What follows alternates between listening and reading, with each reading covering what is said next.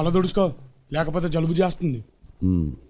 కాలా చెయ్యా? కాలేంటి చెయ్యేంటి? అదే వాడి కాలు తీసావా చెయ్యి తీసావా అని. అబ్బే, నేను ఇక్కడి నుంచి కదిలితే కదా. రే నిజం చెప్పరా.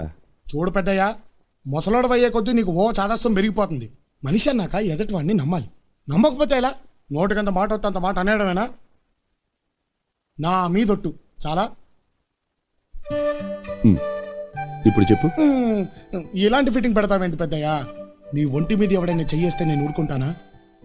వాడి చెయ్యి ఇంకా పనిచేయదు. కాళ్ళు డౌటే. పెద్దమ్మాయి రెడీయా? Download ShareChat.